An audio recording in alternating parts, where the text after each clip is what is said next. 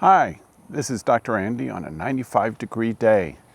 My son and I have stopped in Chestnut Park in lovely East Davis, California, to sit a spell and for me to tell you about one of my favorite students that I've taught at UC Davis. His name is Lloyd. Lloyd took my summer English American Literature Survey class in the summer of 2006. It was called English 30B.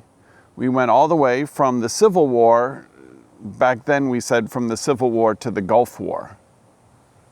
The Gulf War? What is it with your English classes and wars, Dr. Andy? A valid question.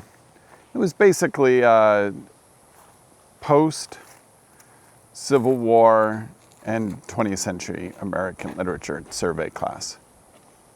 I loved teaching that class. Maybe I'll get to teach an equivalent of it under some circumstance in the future. The great thing about having Lloyd in that class is that he was deeply and widely read. I would bring up a point about a book that that I had assigned my students to try to engage students in the conversation, and then they would wait for Lloyd to say something, because Lloyd had read the book, had read 3 other books by the author, and had read several other contemporary books. When I taught T.S. Eliot in that class, Lloyd brought up Igor Stravinsky, and then asserted some of the parallels between Stravinsky's music and Eliot's poetry. I loved this, of course, but at some point I had to say, Lloyd, let's talk about this further in office hours, because Lloyd's peers were not caught up on Igor Stravinsky. I was, but I'd written my dissertation on T.S. Eliot. As you might have gathered, Lloyd was a musician, a music major. He performed a number of instruments. He would make announcements in class about concerts and upcoming events and musical opportunities. Because it was the summertime, there wasn't too much going on. But in office hours, Lloyd and I discovered that we had a number of friends in common, including Sam and Lori and Kern and other of my colleagues who taught for the Department of Music at UC Davis. So Lloyd friended me in October of that same year, 2006, and I wrote him on Facebook, "Thank you for the friendship request, Lloyd. I wonder if you'd like to come play a song of some sort on one of the many instruments that you play at Poetry Night." We had Terry Moore, the great Sacramento poet, MC, and impresario, who is reading in October of 2006. Incidentally, he's also going to be reading in September of 2026. I've known Terry Moore, obviously, for more than 20 years now. And Lloyd came, he brought an instrument, and he played a song. All of this was expected. What wasn't expected was that Lloyd brought the same verbal acuity and humor and charisma to the points that he was making before and after his song that he brought to class. People wanted more of that.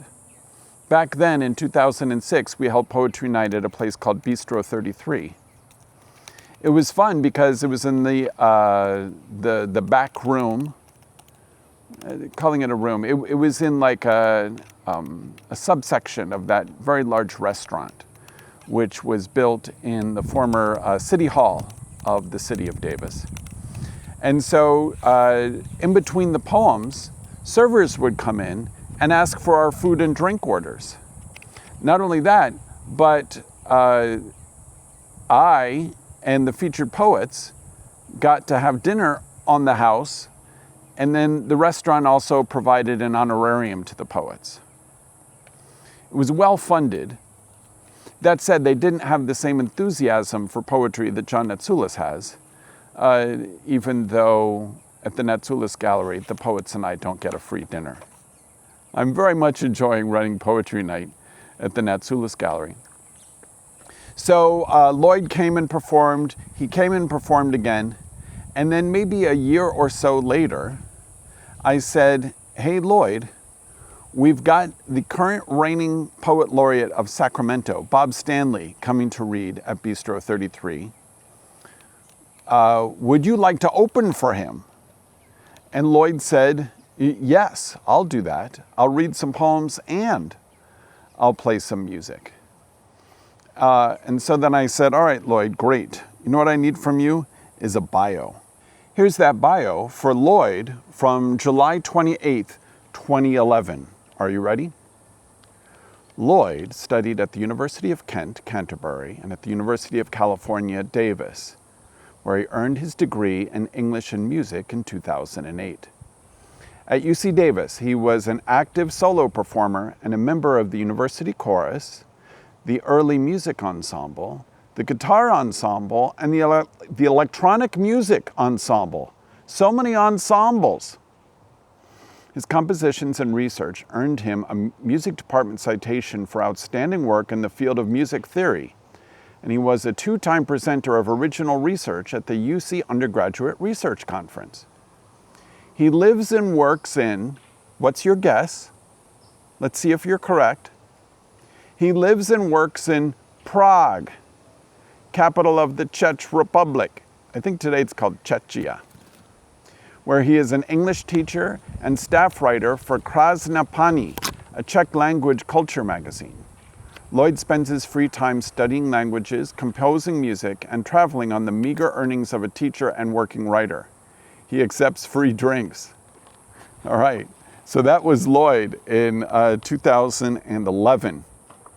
It turns out, as I wrote to him, that, let's see, I don't know where I have this. Well, I just remember it. That ended up being the last poetry reading at Bistro 33. We held it outdoors on the grand patio, and Lloyd got us started with music and original poetry, and I'm sure some humor. Fast forward a number of years, Lloyd found himself a beautiful wife, and then a beautiful child. He and his wife came to Davis for a visit. There was a delightful brunch over at Sam and Lori's house. My wife Kate showed up, which was a treat. And Lloyd was just as gregarious as he was 10 years previously in my English survey class. Well, since then, Lloyd has continued to impress. He has put out a number of albums. He has his own YouTube channel. It's about 1:30 in the morning in Prague right now. I messaged him and said, hey, Lloyd, you are getting a chapter in my 365 chapter video memoir about my students.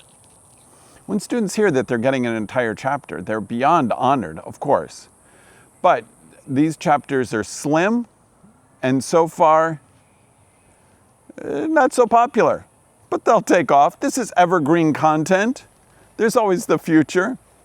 Anyway, Lloyd's now got his own YouTube channel, and once I get Lloyd's permission, I will include that in the description of this video. Maybe the first comment will include a link to Lloyd's YouTube channel. So what did Lloyd tell me?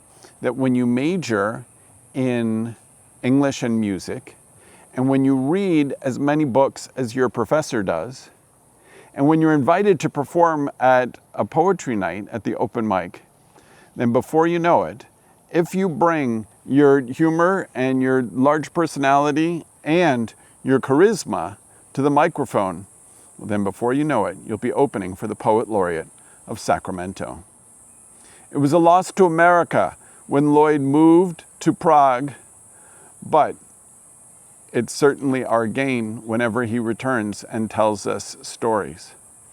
He's got one bit about all of the different stations that are announced by the announcer of the Prague subway. He did this back in 2011. I still remember it. And he said that his students loved it very much. Whenever an American tries to impersonate a Prague subway operator, hilarity will result. Well, thank you for all the hilarity, Lloyd. Thank you for being such an excellent student. And thanks for widening my circle of friends so that Kate could join me at brunches with even more faculty than we usually dine with. This is Dr. Andy with one of his remembrances of his 365 favorite students from the University of California, Davis. I hope you're enjoying these little videos. If so, give it a like, this one. I invite you to subscribe. And then also YouTube has some ideas about which video will be perfect for you. I'm going to point up in this direction, but it might be the entirely other direction where you can find that video. Thank you very much for listening, and I'll see you in the next video of Diary of a Quizmaster. Bye-bye.